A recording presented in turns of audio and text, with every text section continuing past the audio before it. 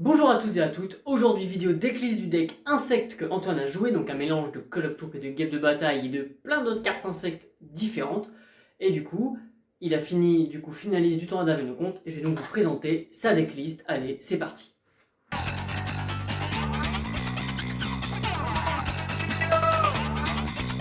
C'est l'heure du duel.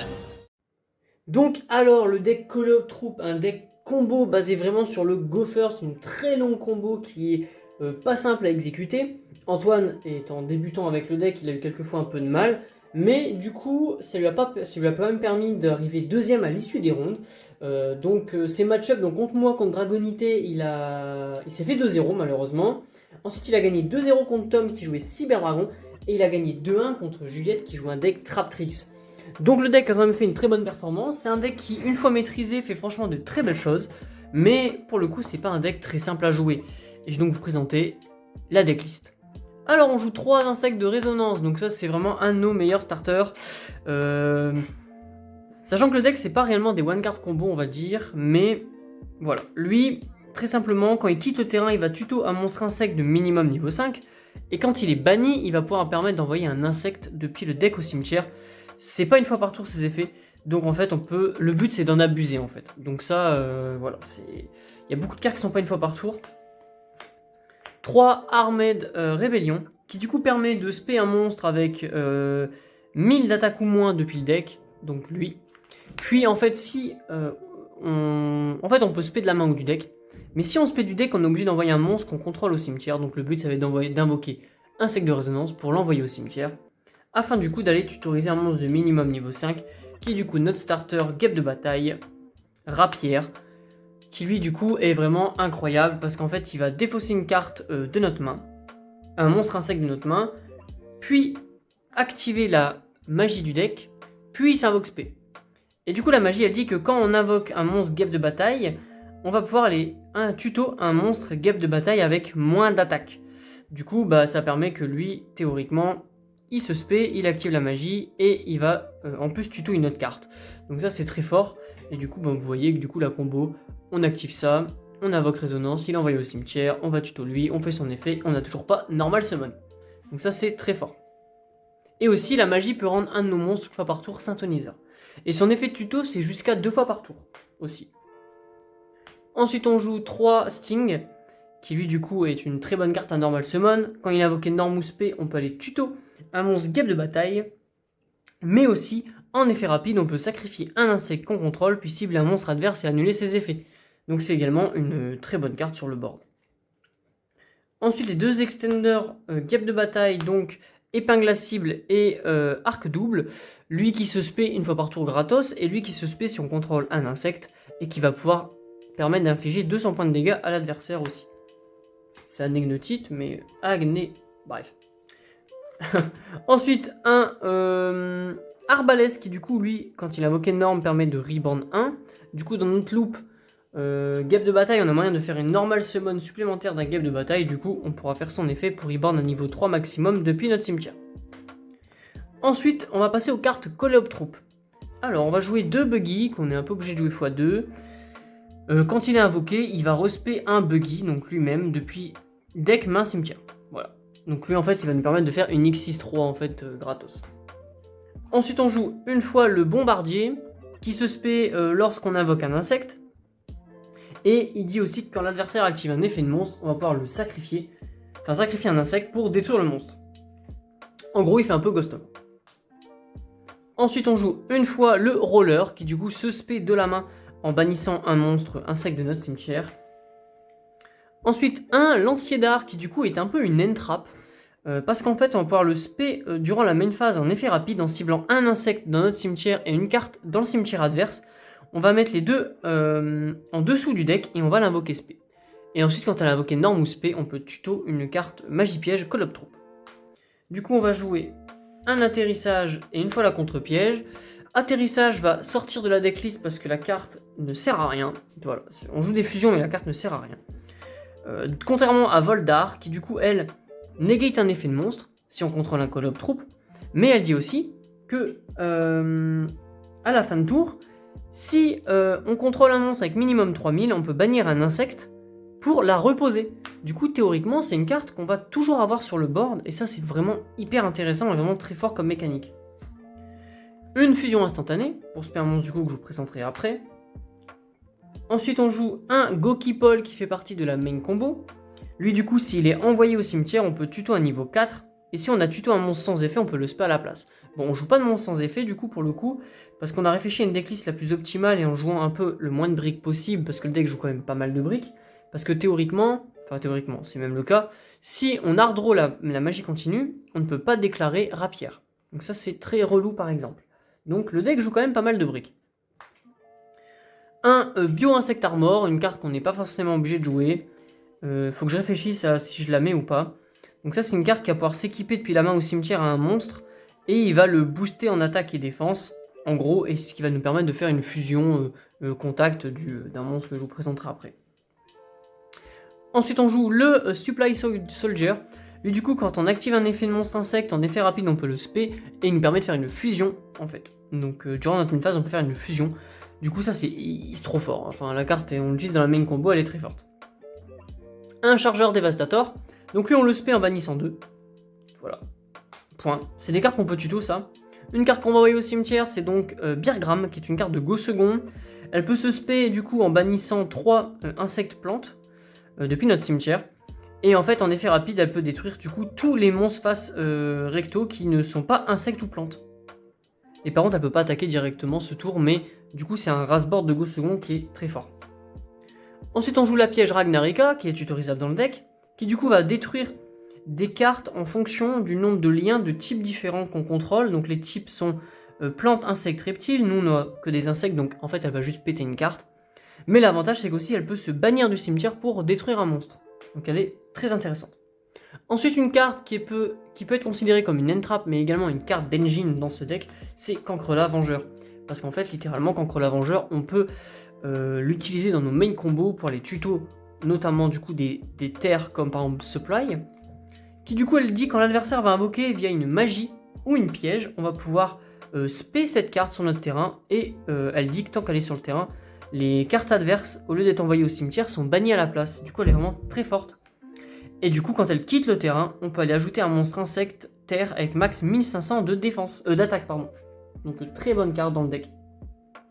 Ensuite, du coup, 3 H. Et aussi, ce qui est fort, c'est qu'elle est tutorisable. Donc ça, c'est très fort. Ensuite, on joue 3 H. 3ème permanence. Un TTT et un callby. Donc ça, c'est pour, du coup, les non-engine qu'on joue. Ensuite, on va passer à l'extra deck. Donc on va jouer 2 cornes. De la Call of Troop, qui du coup, elle nous permet de faire une normal summon d'un monstre insecte supplémentaire durant notre tour. Et on peut l'invoquer depuis le cimetière en bannissant 3 autres insectes. Par contre, elle sera bannie quand elle quittera le terrain, quand elle aura fait cet effet. 2 Insector, Picophalena, qui elle est vraiment très fort, fait partie de la main combo, c'est une carte un peu interrupte. Du coup, elle, on peut défausser une carte de notre main, aller équiper un monstre qu'on contrôle avec un insecte du deck. Et ensuite, elle a un autre effet, c'est qu'on peut remélanger 3 insectes dans notre deck et piocher une carte. Donc elle va nous permettre d'accéder potentiellement à aller mettre des résonances en équipement, des Cancrela Vengeur, Gokipol. Gokipol, on a aussi un autre moyen de l'envoyer au cimetière, je vous expliquerai après. Papillon Séraphin, je vais pas trop l'expliquer, il est plutôt là dans les semi-boards bizarres avec des mains un peu nulles, mais la carte est pas spécialement incroyable, donc je l'explique pas. Un Mante Moine Ragnarika. Elle, du coup, quand elle est invoquée, on va pouvoir ban 2 insectes, insectes, plantes ou reptiles, pour tuto la piège Ragnarika. Et quand elle est dans le cimetière, donc ça c'est un effet commun de tous les Ragnarika, on peut cibler du coup un insecte, plante, reptile qu'on contrôle, le renvoyer dans le deck et la reborn du cimetière. Donc ça c'est plutôt cool pour faire des link climb.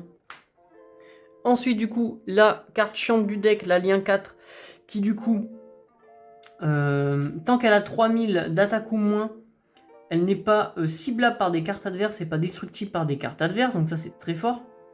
Et on peut activer son effet du coup de sacrifier un monstre insecte qu'on contrôle, un autre qu'elle, soit on la booste de 2000, soit on invoque un Call of Troop du deck. Donc elle est vraiment très très forte. Ensuite on joue la lien 5 Ragnarika, qui du coup, mine de rien, c'est assez rare qu'on puisse la faire en T0, mais on peut la faire du coup via Mante.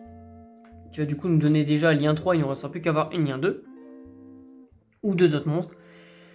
Et en fait elle dit quand l'adversaire spé du deck ou de l'extra deck, on peut du coup détruire 2 monstres sur le terrain. Par contre c'est obligatoirement 2, donc si l'adversaire en invoque qu'un seul ça marche pas. Et du coup pareil elle peut se reborn du cimetière en remélangeant une carte, voilà. Elle est très très forte. Ensuite on va passer au synchro. On va donc passer à la synchro 6 guêpe de bataille. Du coup elle en fait elle peut être traitée comme un tuner. Et une fois par tour on peut renvoyer une magie continue qu'on contrôle à la main pour faire une invocation normale d'un monstre guêpe de bataille durant notre main phase ce tour. Du coup ça c'est très très très très fort. Et aussi on peut afficher 100 points de dégâts pour chaque guêpe de bataille bannie quand elle est utilisée comme matériel synchro. Ça arrive jamais, mais voilà, elle fait partie de la main combo, elle est très très forte. Ensuite, Diablo Mantis, qui du coup, elle, quand elle est invoquée, peut permettre d'envoyer un monstre insecte ou plante de notre deck au cimetière. Souvent, ça va être Gokipol, sachant qu'on envoie en fonction du nombre de non-tuners qu'on utilise. Bon, souvent, ça va être 1, donc bon, ça n'a pas trop d'importance. Et aussi, on peut cibler un monstre plante ou insecte qu'on contrôle et le rendre synthoniseur. Et ça, c'est hyper important aussi. Et du coup, souvent, ce qu'on va faire avec Diablo Mantis et Arbalest du deck, ça va être, du coup, la Synchro Battle Swap de niveau 12, qui, elle, du coup, n'est pas destructible par des effets. Quand elle est invoquée par Synchro, elle va gagner 200... non, pardon, les monstres Synchro qu'on contrôle vont gagner 200 points d'attaque pour chaque insecte banni. Ça monte très vite, parce que souvent, dans le T0, on arrive à 8 ou à 9 bannis. Et aussi, quand elle est bannie, elle peut se réinvoquer de la zone bannie. Elle va détruire autant de cartes sur le terrain qu'on a de monstres insectes bannis. Bien sûr, c'est minimum, hein, enfin c'est maximum. Et aussi, on va infliger 500 points de dégâts pour chaque carte détruite. Donc elle fait partie de la main combo. Elle est très chiante à gérer pour l'adversaire, parce qu'elle va très souvent revenir tout le temps. Parce que si elle est bannie, elle se réinvoque. Si elle est dans le cimetière, on va pouvoir la bannir pour la réinvoquer. Détruire le board adverse, parce que détruire 8 cartes, genre c'est très rare que quelqu'un ait 8 cartes sur le board. Donc très très bonne carte. Ensuite on passe aux fusions, on va donc jouer le crabe. Lui du coup, on va le faire du coup avec le supply, du coup le mec, l'insecte avec son chariot. Qui lui du coup va dire pareil, pas destructible par des cartes adverses. Donc ça c'est par des effets de cartes adverses, c'est très fort. Et aussi, on va pouvoir en effet rapide cibler 2 monstres sur le terrain, incluant un insecte, et les bannir. Donc en fait, si par exemple on se fait interrompre nos guêpes de bataille, c'est pas grave parce que du coup on va pouvoir quand même bannir une carte adverse. Mais si on ne se fait pas interrompre nos guêpes de bataille, on va terminer notre board avec ces 2 cartes, on va pouvoir la bannir pendant le tour adverse, et du coup elle va permettre de se réinvoquer, pour du coup raser le board. Du coup ça c'est très fort. Et en plus les 2 sont pas destructibles par des cartes adverses, donc c'est encore plus chiant. Ensuite du coup la target à fusion instantanée, c'est du coup la fusion Call Up Troop qu'on voit pas spécialement dans les listes, mais moi j'aime beaucoup parce qu'elle permet de faire beaucoup d'extend et de générer beaucoup. Parce que quand elle est invoquée, elle permet du coup d'aller tuto un... Comment ? Elle permet du coup d'aller tuto une carte Call Up Troop du deck à la main, donc n'importe laquelle, ça peut être la contre-piège, des cartes pour combo, etc. Mais aussi...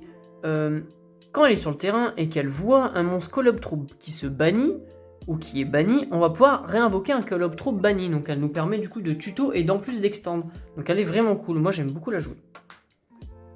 Ensuite l'Ultimate Great Insect, qu'on fait du coup via le Bio Insect. Elle s'invoque en fusion contact. Du coup sur un monstre... qui a minimum 2000 d'attaque, enfin 2000 de défense. Et qui est équipé à une carte bien sûr. Du coup on peut aussi le faire avec la lien 2 qui équipe. Et par contre on peut le faire que si l'adversaire a une magie de terrain. Et du coup en fait quand elle attaque elle va détruire tous les monstres adverses. En position... tous les monstres adverses pardon. Donc ça c'est hyper fort. Je rectifie, et j'ai mal lu, je me suis embrouillé. Elle va détruire tous les monstres en position... enfin tous les monstres adverses s'il y a une magie de terrain. En effet rapide, voilà. Sur le terrain. Nous on n'en joue pas donc c'est principalement contre les cartes adverses.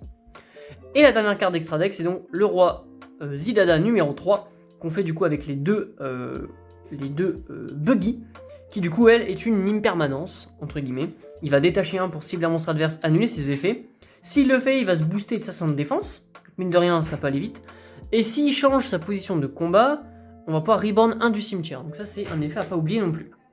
Ensuite le side du coup qu'on a décidé de jouer avec Antoine pour ce petit tournoi. Donc 2 Uluberlu, classique pour empêcher de tuto, on joue tous... Il y avait beaucoup de decks combo donc c'était très fort. Toujours dans la même optique, 3 Nibiru, pareil. Ensuite le deck, ce qui est intéressant avec le deck, c'est qu'on peut jouer les kaiju insectes parce qu'on peut les tuto, donc on n'est pas obligé de les jouer beaucoup. Théoriquement on pourrait même en jouer qu'un seul. Mais bon, on a fait le choix d'en jouer 2. Je pense que là, je vais bientôt revoir la liste parce qu'on va faire des tournois boutiques, on va peut-être changer des choses. Ensuite, 3 Dark Ruler No More, pareil du coup pour les decks combo, pour annuler tous les effets, faire notre combo, raser le board et gagner. Même si on peut pas mettre de dégâts. Ensuite du coup voilà pareil pour le go second, on joue beaucoup de cartes de go second parce que notre deck est très faible en go second, un très bon go first mais le go second est assez compliqué. Donc Orage Foudroyant et Plumeau d'Amarpie, et on joue une seule carte de go first du coup, le Parfum Anti-Magie qui du coup la même logique que moi pour mon deck Dragonité, c'est que la plupart des decks que Antoine allait affronter commencer via des magies, ou pouvez commencer avec des magies, ou ont des très bonnes steps via des magies, du coup jouer ça c'est hyper important. Enfin, c'était une bonne carte du coup en termes de raisonnement pour le side.